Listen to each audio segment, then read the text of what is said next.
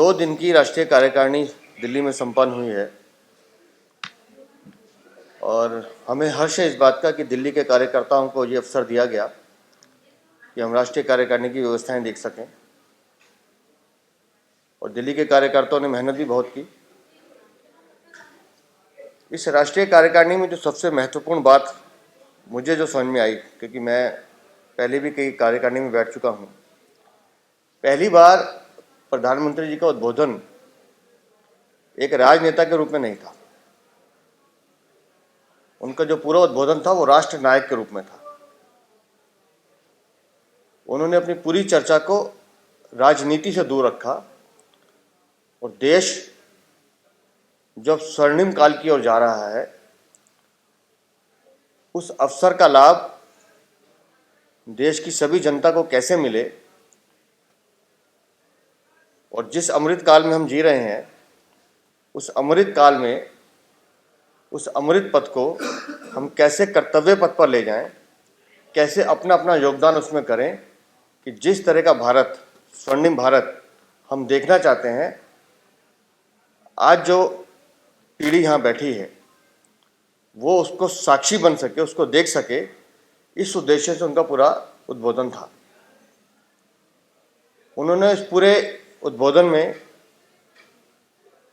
अपने कई स्मरण भी याद दिए, कई चर्चाएं उन्होंने पुरानी याद दिलाई और कहा कि विपक्ष जो अपनी बात करता है उसको आप सुनिए, लेकिन कभी उनसे ये भी पूछिए कि जितने घोटाले अखबार थे, हर तीसरे दिन चौथे दिन कोई घोटाला आता था।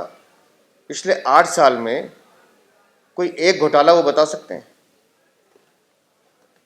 उन्होंने गुड गवर्नेंस का अभिप्राय बताया और साथ ही साथ ये कहा कि देश अब जिस विकास के रास्ते पर जा रहा है, इसमें अगर हम सब मिलकर अपना योगदान देंगे और पूरी मेहनत से इस काम में लगेंगे तो कोई कारण नहीं है कि जिस तरह का भारत हम सबको देखना चाहिए वो हम सब देख पाएंगे। तो उन्होंने अपने कुछ रोड प्लान्स भी बताए हैं।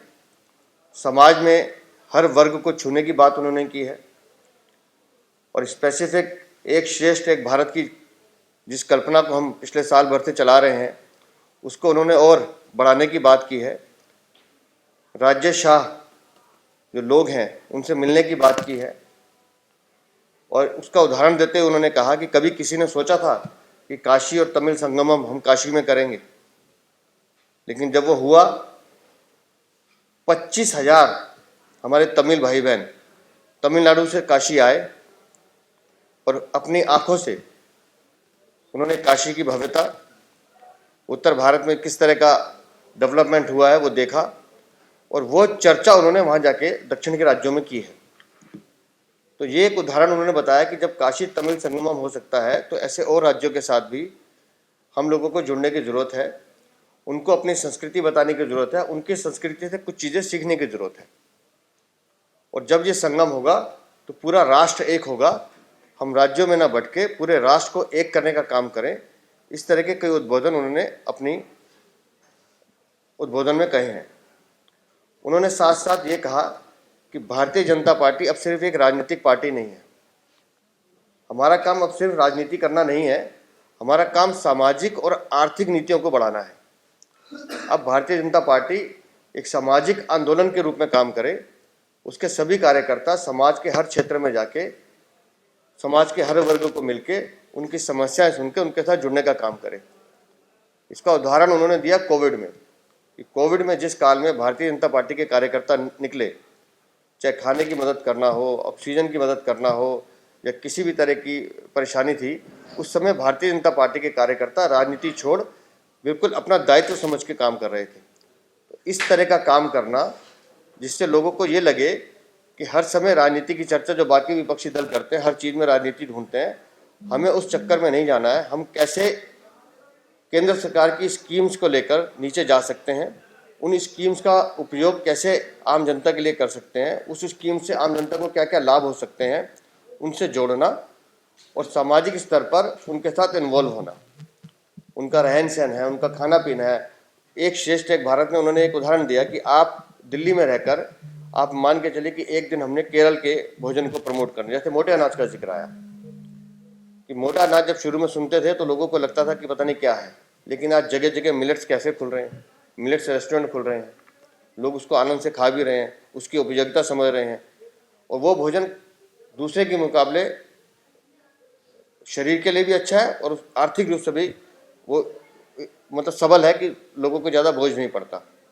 तो इस तरह के उन्होंने उदाहरण दिए कई सारे, और बार बार उन्होंने इस बात का आह्वान किया कि हर क्षेत्र से जुड़कर, हर वर्ग से जुड़कर हमको इस बात की चिंता नहीं करनी कि वो वर्ग हमें वोट देगा या नहीं देगा, हमें उनके दुख सुख में उनके साथ खड़े होना है।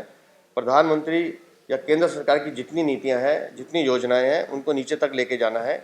तो बोले, उन्होंने कई उदाहरण भी दिए, बोले जैसे प्रधानमंत्री आवास योजना है, प्रधानमंत्री आवास योजना में जितने हमने मकान दिए हैं 37% जो मकान है वो मुस्लिम समाज के लोगों को दिए हैं। बोले हमने जब आवंटन किया हमने किसी का धर्म नहीं देखा, किसी का संप्रदाय नहीं देखा, जो योग्यता है उस योग्यता के आधार पर हमने चीज़ों का डिस्ट्रीब्यूशन किया। 80 करोड़ लोगों को गरीब कल्याण अन्न योजना के निमित्त राशन दे रहे हैं। तो जब राशन दिया जा रहा है तो उसमें ये नहीं देखा जा रहा कि वो किस संप्रदाय का है, हमने उस लाभ को उस स्तर तक पहुँचाना है जो समाज का अंतिम व्यक्ति है, गरीब का कल्याण कैसे होगा उस दिशा में हमने काम करना है। इन सब लेकर उन्होंने अपना एक विज़न सामने रखा है और हमसे ये आग्रह किया है कि अब हम इलेक्शन मोड में भी आ जाएं, क्योंकि 400 दिन का उन्होंने जिक्र किया कि हमारे पास काम इतना है करने को कि हमें अपना लक्ष्य पूरा करना है। उस लक्ष्य की प्राप्ति के लिए हमारे पास समय कम है, हम अपने काम की गति बढ़ाएं। अब हम 8 घंटे, 10 घंटे या 12 घंटे काम करने वाली पार्टी नहीं है। भारतीय जनता पार्टी 24 घंटे काम करने वाली पार्टी है, और 24 घंटे सिर्फ हमारा एक ही लक्ष्य है कि कैसे गरीब कल्याण हो, कैसे सेवाओं को हम नीचे तक ले जाएं, कैसे हम अपनी बात जनता के बीच में रख पाएँ और उनके साथ अपने संबंध और मधुर बना पाएँ। इस तरह का पूरा संदेश उन्होंने रखा। इसी तरह से उन्होंने एक जिक्र किया बेटी बचाओ बेटी पढ़ाओ। उन्होंने गुजरात का एक जिक्र किया, मैं जिस गांव में था वहाँ कितना अनुपात था, भ्रूण हत्या ज़्यादा होती थी। बोले लेकिन हमने एक मुहिम जब मैं मुख्यमंत्री था तो उन्होंने शुरू की, और धीरे धीरे आज वहाँ कन्याओं की स्थिति लड़कों के मुकाबले बेहतर है, उनका अनुपात ज़्यादा है। तो उन्होंने कहा जिस तरह से हम भ्रूण हत्या पे मुखर होकर काम किया, उसी तरह से अब धरती बचाओ के लिए भी हमको ये मुहिम चलानी पड़ेगी अगर हमने अपने पर्यावरण को बचाना है। कैसे ऑर्गेनिक्स या यूरिया का उपयोग कम हो, किस तरह से हम ऐसी खेती करें जिससे रासायनिक पदार्थों का उपयोग कम हो, और पर्यावरण के लिए, धरती बचाने के लिए एक मुहिम हमको चलानी पड़ेगी, क्योंकि अगर धरती बचेगी तभी हम सबका आने वाला भविष्य भी सुदृढ़ होगा। इस तरह के कई तरह के उन्होंने विचार हम पे रखे हैं। और किसी को भी इसमें, मेरे लिए तो इतना ही था। एक एक। हाँ भाई,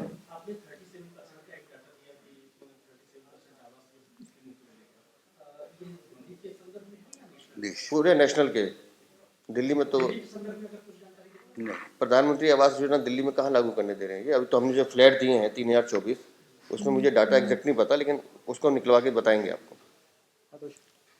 आप कह रहे हो धरती बचाओ, लेकिन आपकी सरकार लड़कियां नहीं बचा पा रही है। दिल्ली के अंदर स्वाति मालीवाल ने बोला है कि सरकार पुलिस इसके अंडर है, लेकिन उनके साथ छेड़छाड़ की गई है, कल रात को घसीटा गया, अभद्र भाषा का इस्तेमाल किया गया। आप कौन सी बात, वो जो अंजलि वाली?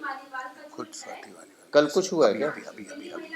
अभी उनका ये ट्वीट है कि मेरे साथ कल अभद्र भाषा में बात की गई, घसीटा गया, छेड़छाड़ किया गया, इसके बाद की ये घटना है। क्योंकि दिल्ली पुलिस आपके अंडर में है, उसके बाद आप धरती बचाओ की बात करें, लेकिन लड़कियां नहीं बचा पा रहे हैं आप लोग। देखिए, मुझे ऐसा लगता है कि इस विषय की और जानकारी सामने आने दीजिए। अगर ऐसी कोई घटना हुई है तो भारतीय जनता पार्टी उसकी निंदा करती है, मगर इसकी अभी विस्तृत जानकारी सामने आनी चाहिए और उसके बाद हम इस पर कोई टिप्पणी जरूर करेंगे। अंजलि का मैटर हुआ जब घसीटा गया कई किलोमीटर तक, उसके बाद भी दिल्ली पुलिस कह रही है कि हमने देखा नहीं, लापरवाही हुई है, सस्पेंशन भी हुए। अगर आप ये कहते हैं कि घटना को देखा नहीं, समझ रहे हैं, पहले बात करेंगे, तो स्वाति मालीवाल का इतना बड़ा ट्वीट है, तो उससे निंदा करना काफी। अंजलि के मैटर में धारा 302 केंद्रीय नेतृत्व के कहने पर लगाई गई है। इससे सख्त कार्यवाही उस मामले में कोई और नहीं कर करी जा सकती। और मैं फिर तोशी जी एक निवेदन कर रहा हूं कि स्वाति मालीवाल जी के मामले में भी अगर ऐसी कोई घटना हुई है तो भारतीय जनता पार्टी और किसी भी राजनीतिक दल से पहले उसकी निंदा करेगी। उन्होंने ट्वीट किया है, मगर उसकी विस्तृत जानकारी पुलिस से भी आ जाने दीजिए, उसके बाद हम जरूर बोलेंगे। अध्यक्ष जी, एक चीज मैं राष्ट्रीय कार्यकारिणी के संदर्भ में पूछना चाहता हूँ, क्या आपको भी वहाँ पर दिल्ली के बारे में कुछ प्रेजेंटेशन, कुछ रखने का मौका मिला था? आपने वहाँ पर क्या बात रखी थी और प्रधानमंत्री जी की तरफ से आपको क्या उस पर प्रतिक्रिया मिली?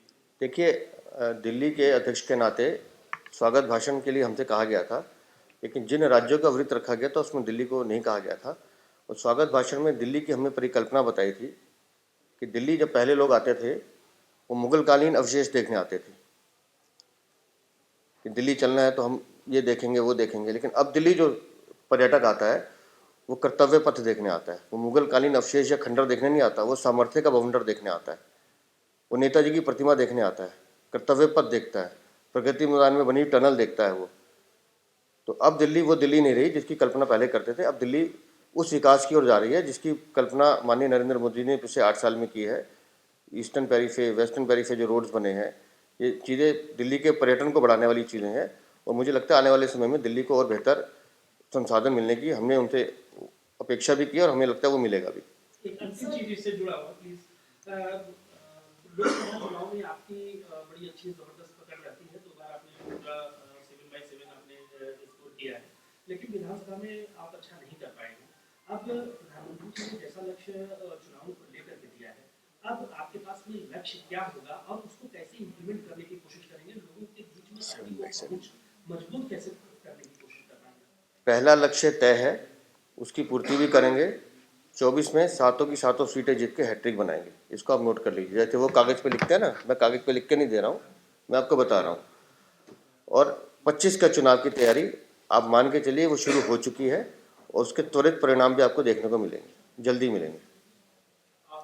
4 दिनों का दिल्ली विधानसभा का सत्र आज चौथा दिन है। हंगामा ही लगभग रोजाना देखने के लिए मिला। विपक्ष भी अपनी आवाज मुखर किए हुए था, लेकिन कई मौकों पर उस पर उसका आरोप था कि विधानसभा जिस विधानसभा सत्र में क्वेश्चन आर ना हो उसका कोई उपयोग आप मुझे एक बात बताइए, पहले तो हम ये विधानसभा सत्र की तिथि और ये ड्यूरेशन ही तय नहीं कर सकते कि कितने दिन चलेगा, क्योंकि जिस तरह का वहाँ माहौल है तो वो माहौल बनाया किसने है, नंबर्स किसके ज़्यादा है, वहाँ सदन चलाने की जिम्मेदारी किसके पास है, एक तो ये सोचना चाहिए। और ये पहला विधानसभा सत्र नहीं है, ये मैं कई लगातार से देख रहे हैं कि जिस विधानसभा सत्र में क्वेश्चन पूछने की इजाज़त ना हो, क्वेश्चन अवर ही ना हो, ऐसे सत्र को रखने का फ़ायदा क्या है?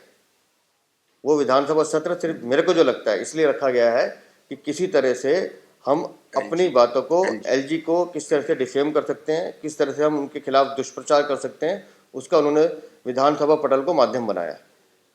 अभी 4 दिन बाद मेयर 24 तारीख को मेयर के चुनाव के लिए हो रहा है। ये एक सवाल उठ रहा है कि पंजाब, चंडीगढ़ और दिल्ली में ये क्यों ना माना जाए कि कांग्रेस आपकी बड़ी पार्टी है, उनकी वॉकओवर से आप लोगों को फायदा हो रहा है। अभी भी जो आपकी स्टैंडिंग में भी चांसेस बन रहे हैं वो कांग्रेस के वॉकओवर के चलते ही या पार्टिसिपेशन के ना होने की वजह से ही बन रहे हैं। इस पर क्या आप बोलेंगे? देखिए, विपक्षी पार्टियां अपना निर्णय खुद करती हैं। कांग्रेस वॉकओवर कर रही है, हम तो आपके माध्यम से कहते हैं उनको नहीं करना चाहिए। अगर वो कर रही है तो सवाल उनसे पूछना चाहिए। हम चाहते हैं कि निगम शांति से चले, सुचारू रूप से चले, शपथ हो जाए, मेयर का चुनाव हो जाए, लोगों की सेवा और लोगों की सेवा करे निगम, जैसे भी करना है, जो भी बनेगा। तो उसमें कांग्रेस की क्या भूमिका है? आम आदमी पार्टी की गुंडागर्दी आपने देखी थी। 24 तारीख को वो गुंडागर्दी ना करें, मैं आपके माध्यम से अपील करता हूँ।